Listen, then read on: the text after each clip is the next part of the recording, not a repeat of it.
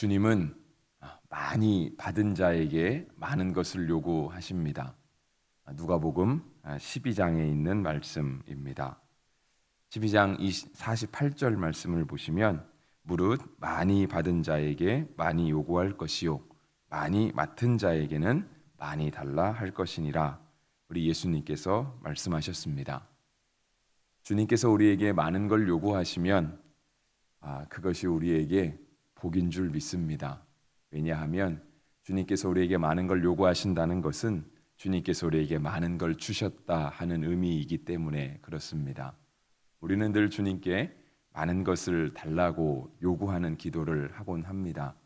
물질도 많으면 좋겠지만 우리는 물질 외에도 우리에게 사랑도 많았으면 좋겠고 우리에게 은사도 많았으면 좋겠고 우리는 남들이 경험하지 못한 어떤 나만이 가지고 있는 특별한 신앙의 고백이 많기를 날마다 주님께 요구하고 있기 때문에 그렇습니다. 그런데 정말 주님께서 우리에게 많은 걸 요구하실 수 있도록 우리 모두가 주님께로부터 많은 것을 받게 되는 그런 은혜가 있으면 좋겠습니다. 오늘 본문은 먼저 믿은 사람, 또 성숙한 믿음을 가진 사람, 그리고 더 온유하고 넓은 성품을 가진 사람에게 주시는 말씀입니다. 다 주님께 복받은 사람들이죠. 먼저 믿은 사람도 복받은 사람이고 많이 가진 사람, 성숙한 사람도 복받은 사람입니다. 그리고 그 넓은 온유한 마음을 가지고 큰 성품을 가진 사람도 주님의 복을 받은 사람들입니다. 그런데 오늘 본문에는 그렇게 하나님께 복받은 사람에게 하나님께서 더 무엇을 주시겠다라고 하시는 복을 주시는 말씀이라고 보다는 그러한 사람에게 요구하시는, 왜냐하면 많이 주셨잖아요. 많이 주셨으니까 주님께서 많은 것을 요구하시는 말씀이 기록되어 있습니다. 그 이유는 다른 것 없습니다. 우리가 많이 받았으니 많이 베품으로 말미암아 복음을 전하고 믿지 않는 사람이 구원을 받고 또 이미 믿는 사람들이 모여 있다라고 한다면 더 많이 받은 사람, 그래서 더 많이 베푸는 사람을 통하여서 우리 공동체가 더 풍성하고 성숙한 공동체로 나아가게 하시기 위함입니다. 오늘 본문은 크게 세 부분으로 나눠볼 수 있겠습니다. 먼저 1절부터 6절까지 말씀은 먼저 믿은 아내에게 주신 말씀인데요. 특별히 우리가 이제 베드로 전서를 보고 있을 때 여러분 1장 1절의 말씀을 보시면 베드로 전서가 어떠한 사람들, 특별히 어느 지역에 사는 사람들에게 주어진 말씀이라고 하는 것을 살펴볼 수 있습니다. 이 베드로 전서는요, 지금으로 따지면 튀르키예 중북부 지방에, 그러니까 이스라엘 땅이 아닙니다. 그러니까 자기 나라에 살고 있는 유대인들이 아니라 남의 나라에 살고 있는 유대인들에게 주신 말씀입니다. 그러니까 먼저 믿은 아내가 믿지 않는 남편을 데리고 있다라고 할 때 그 남편은요, 그냥 유대인으로서 이스라엘 사람으로서 믿지 않는 사람이 아니라 이방 사람으로서 유대인 입장에서 올 때는 그러니까 국제 결혼을 한 것이죠. 외국 땅에서 외국 남자와 함께 살아가는 아내에게 주신 말씀이라 할 수 있습니다. 주님은 먼저 믿은 아내에게요, 그 남편을 구원하게 하기 위하여서 남편에게 순종하라 말씀하십니다. 이것은 남성 우월주의도 아니고요, 남녀 차별도 아닙니다. 이유는 단 하나밖에 없다라고 하는 거예요. 믿지 않는 남편이 믿게 하기 위하여서.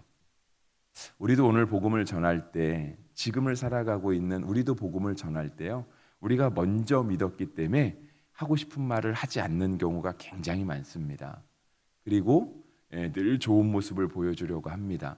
그것은 우리가 인격이 성숙해서 우리가 많이 받아서 우리에게 정말 무언 아주 대단한 게 있어서가 아니라 믿지 않는 사람에게 구원을 정말 전해주기 위해서, 예수님의 사랑을 전해주기 위해서 나도 힘들죠. 나도 어려워요.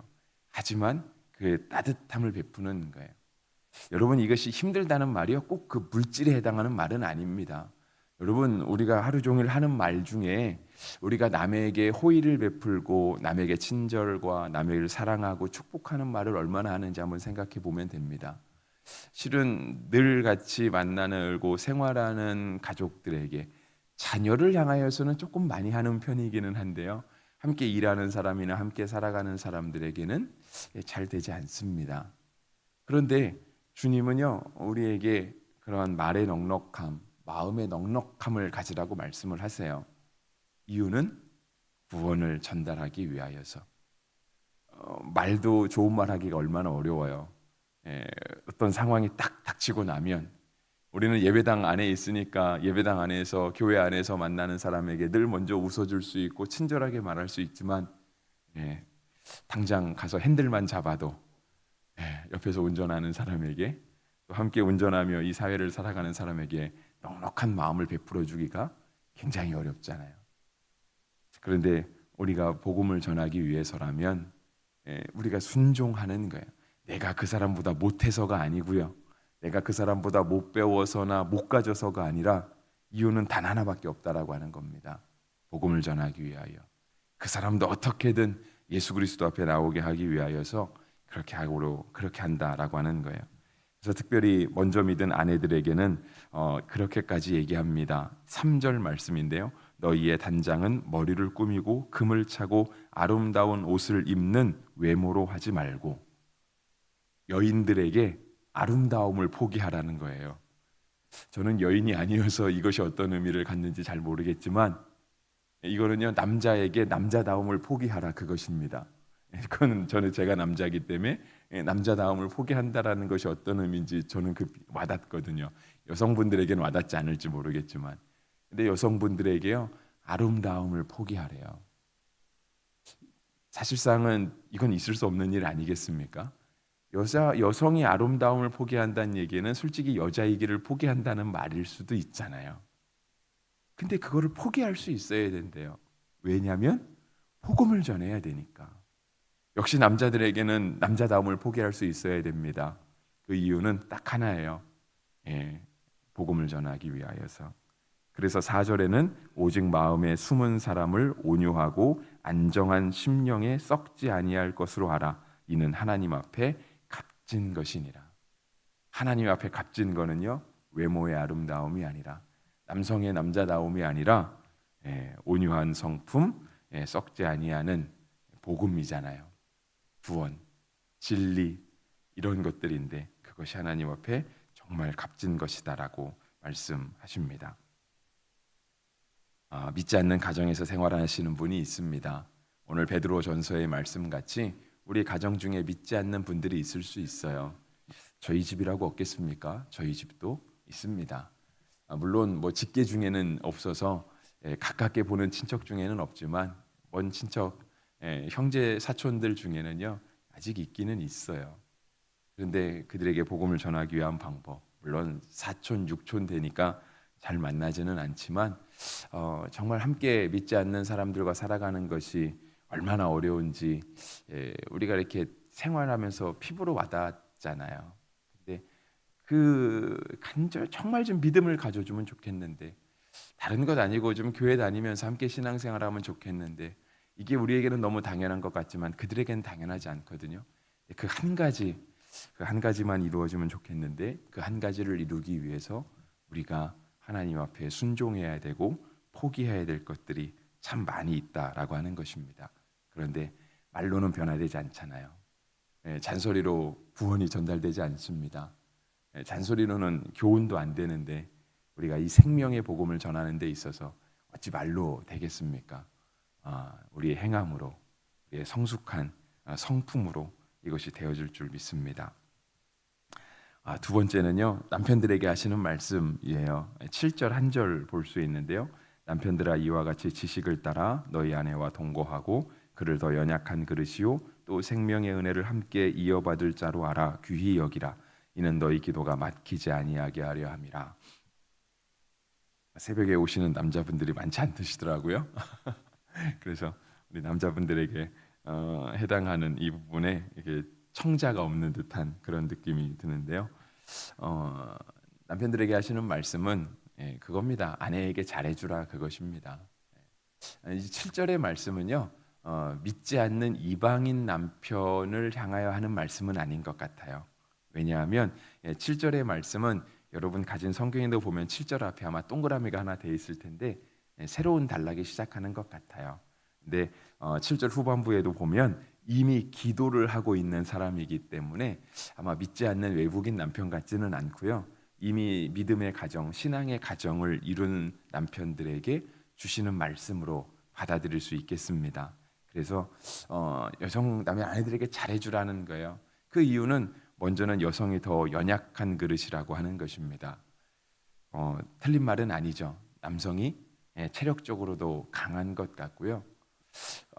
꼭 장담할 수는 없지만 제가 여성이 아니어서 여성분들을 잘 모르기 때문에 꼭 장담할 수는 없지만 체력적으로 아니어도 감성적으로도 아마 남자분들이 조금 더 강하신 것 같아요.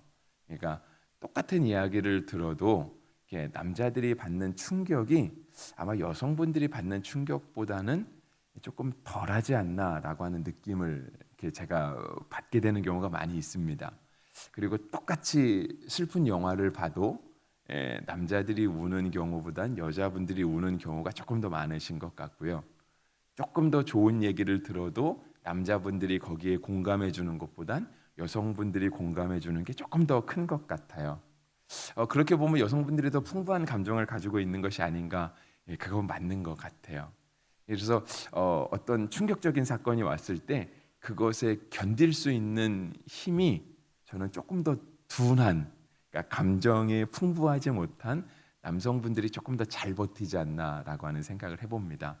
물론 성경 말씀은 아니니까 꼭 되새겨 듣지는 않으셔도 되지만 성경이 우리에게 말씀하시는 건 뭐냐면 남자분들이 여성분들보다는 더 강한 그렇지 않느냐라고 말하는 거예요. 여성분들이 더 연약한 그릇이지 않느냐. 그러니까 잘해주어라 라고 하는 거예요. 그리고 그렇게 해야 되는 궁극적인 이유는 뭐냐면 기도가 막히지 않게 하기 위함이다 라고 되어 있는 거예요. 기도는 성도의 호흡이잖아요. 호흡을 안 하면 죽겠죠, 그죠? 호흡을 안 하면 살 수가 없어요. 그러니까 이미 믿는 가정이잖아요. 믿는 남편과 믿는 아내가 결혼해서 한 가정을 이루고 있어요. 이 가정이 주님 앞에 살아가기 위해서는 날마다 기도가 호흡이 되어서 기도는 주님과 대화하는 거잖아요. 주님과 대화하는 거. 늘 주님의 말씀을 듣고 우리의 이야기를 주님께 드리는 거잖아요. 이것이 주님과 나누는 친밀함이거든요. 이것이 없이는 성도가 성장하기도 어렵고 성도가 살아가기도 어려운 거예요. 영적으로 살아가기 어려운 겁니다. 남편들로 하여금 아내에게 잘해주라라고 이야기하는 것은요, 우리의 가정이 살아나기 위하여서. 그리고 성경은 제가 자꾸 이런 얘기하면 남녀 차별 같아서 조금 조심스럽긴 하지만 분명 남자들에게 가정의 제사장의 권한이 있다라고 이야기를 하잖아요.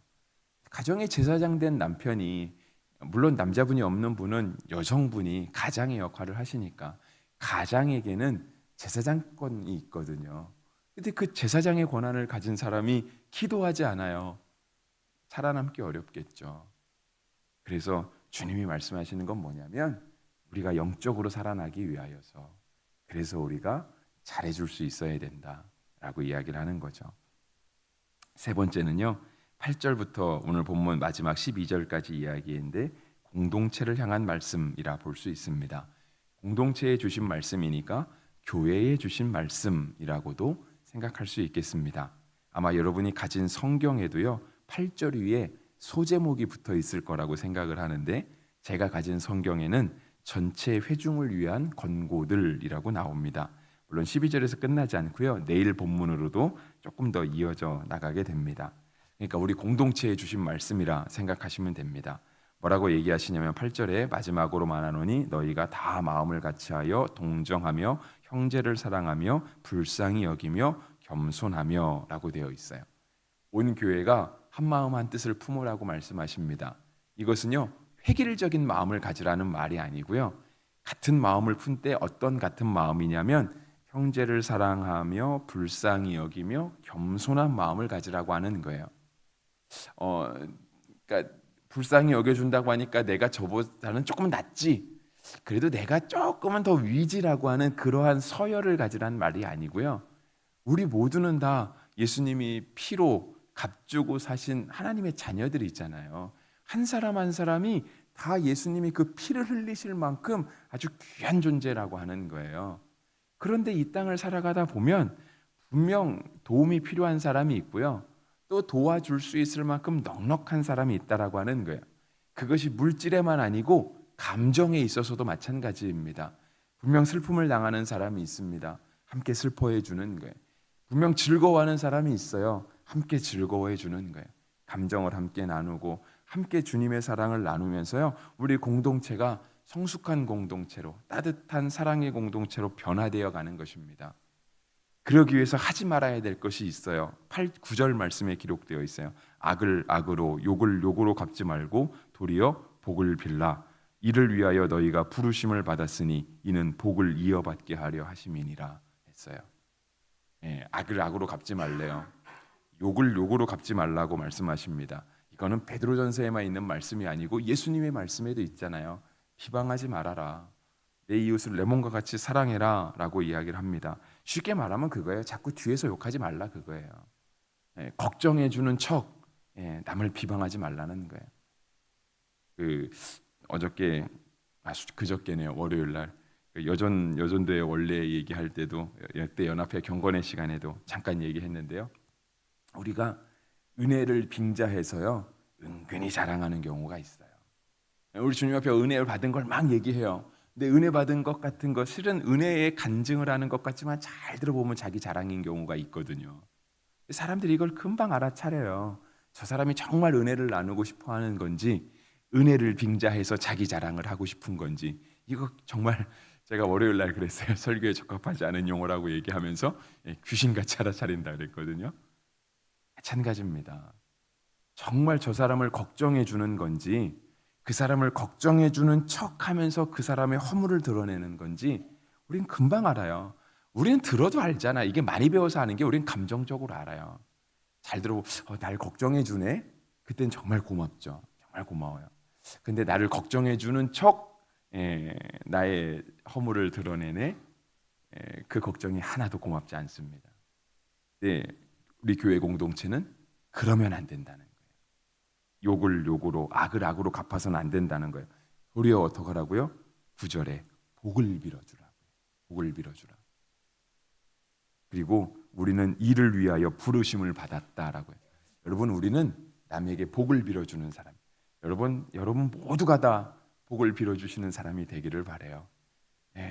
걱정해주는 척, 은혜를 나누는 척, 은근히 그거에 어떤 의도를 가지고 얘기하지 마시고요. 복을 빌어주는 사람. 여러분을 인하여서 세상 사람들이 복받고, 여러분을 인해서 여러분 가정이 복받고, 안 믿는 사람들이 구원받고, 감정이 불편한 사람들이 여러분 때문에 위로받고 평안을 누리고 주님의 사랑을 경험할 수 있는 그런 도구로 우리가 쓰임을 받아야 되겠죠. 근데 오늘 본문 8절부터 12절까지는요. 우리 교회가 그렇게 돼야 된다라고 공동체를 향하여 주시는 말씀입니다. 왜냐하면 12절 말씀 오늘 본문의 마지막인데요. 주님은 뭐라고 하냐면 주의 눈은 의인을 향하시고 주의 귀는 의인의 간구에 귀 기울이시되 주의 얼굴은 악행하는 자들을 향하시느니라. 정말 주님이 우리를 좀 봐주시면 좋겠잖아요. 주님이 준 그 사랑의 눈으로 우리를 한번 봐주시면 좋겠고 주님이 그 좋은 청각으로 우리의 기도를 오늘 벌써 6시 되어 오는데 예배 마치면 기도하실 거잖아요. 주님이 좀 우리의 기도를 들어주셨으면 좋겠잖아요. 근데 언제 기도를 들어주실까요? 우리가 그렇게 살 때 은혜를 나눠주고 복을 빌어주고 우는 자와 함께 울고 웃는 자와 함께 웃고 더 연약한 자를 위하여 더 필요한 자를 향하여 우리가 가진 것을 나눠줄 때 그때 주님께서 우리를 바라봐 주시고 우리의 기도에 귀를 기울여 주신다고 주님이 말씀하십니다. 여러분 오늘 말씀은 아까 설교를 시작하면서도 말씀드린 것처럼 먼저 많이 받은 자에게 많은 것을 요구하시는 주님의 말씀이라 볼 수 있습니다. 우리나라 속담에도 그거 있잖아요. 곡간에서 인심 난다고. 저는 이게 복음의 진리를 품고 있는 말씀인 것 같아요. 많이 받은 자에게 주님이 많이 요구하세요. 많이 받았다는 얘기는요. 내가 섬기고 돌보고 희생해야 될 게 많다라는 뜻이거든요. 그런데 그게 아까우니까 저는 복 안 받겠습니다. 그러지 마시고요. 하나님 많이 주십시오. 많이 섬기겠습니다. 주님이 많이 주시면 많이 희생하고 많이 봉사하고 주님 앞에 더 성숙하게 믿음 생활하겠습니다 라고 이런 거룩한 욕심을 내실 수 있는 우리 성도와 교회가 되기를 주의 이름으로 축복합니다. 기도하겠습니다.